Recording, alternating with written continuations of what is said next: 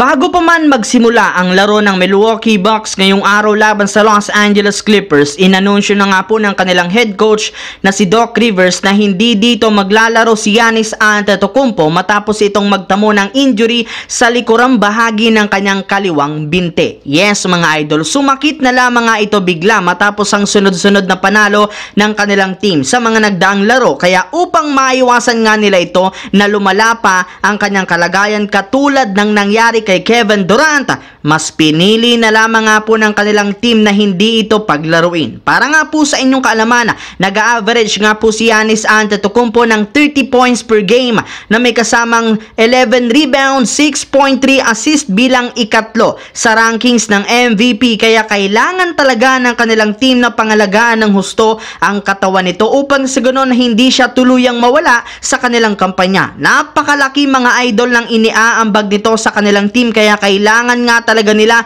ang presensya nito pagpunta sa playoffs. Samantala, dito naman sa ating sunod na pag-uusapan sa balita nga, si Victor Wembanyama na nga daw ang bagong mukha ng NBA. Dahil nga sa pag-average ni Wembanyama ng nagdaang Pebrero, 21 points per game, 10 rebounds, 3.9 assist sa San Antonio Spurs, siya na nga ang itinanghal ng NBA bilang Rookie of the Month. Kaya dahil dyan, mas tumaas na naman ang tsansa nito na makuha ang Rookie of the Year. Pero bukod nga dyan mga idol, dahil sa napakagandang performance nito sa kanyang unang taon, may mga NBA superstar at analyst na rin naman ang naniniwala na isa siya sa mga posibleng maging bagong mukha ng NBA sa mga susunod na taon. Halos magkaparehas rin naman sila ni LeBron nang natanggap na pressure simula nang pumasok sa liga. At kapag matagumpay nga po niyang natapatan ng expectation sa kanya, hindi nga malabo na siya ang maging bagong mukha ng liga katulad na lamang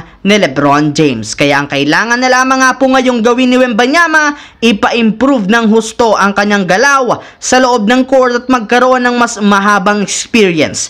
Samantala, dito naman sa ating huling storya sa naging laro ng Oklahoma City Thunder at Los Angeles Lakers. Bago pa man magsimula ang laro ng Lakers laban sa Thunder, aminado nga po ang kanilang team na desidido talaga na makabawi matapos ang sobrang nakakadismayang talo kontra sa Denver Nuggets. At dahil dyan, sinikap nga po ng kanilang team na magkaroon ng magandang simula ngayong araw matapos maging agresibo ang kanilang mga starters sa pagtatala ng puntos, lalo na sina D'Angelo Russell, Austin Reeves at Anthony Davis. Ang kaso lamang, nahirapan pa rin naman sila sa simula ng pigilan ng opensa ng OKC Thunder sa pangunguna ni Shai Gilgeous-Alexander, at simula nga niyan, dito na nga nagkaroon ng palitan ng opensa ang magkabilang koponan. Mabuti na lamang hindi na nga naulit pa ng Lakers ang nagawa nilang pagkakamali sa kanilang huling game, gayong sinubukan nga ditong ibabad ng husto ni Coach Darvin Ham si D'Angelo Russell. Yes mga idol, bumawi nga sa kanya ngayong araw ang kanilang head coach na naging matagumpay rin naman matapos mag-init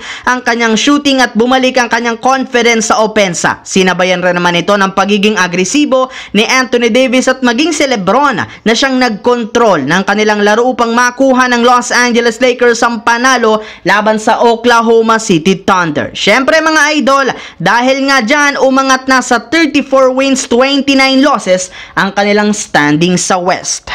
So yun lamang mga idol ang ating bagong video dito ngayon. Once again, this is your J-Zone TV. Huwag kalimutang mag-like at syempre mag-subscribe. Pindutin ang notification bell sa aking channel para lagi kayo maging updated sa mga videos na pinapalabas ko. Isang malaking shoutout sa lahat mga idol. Thanks for watching. Hopefully, nag-enjoy kayo ngayong araw na ito.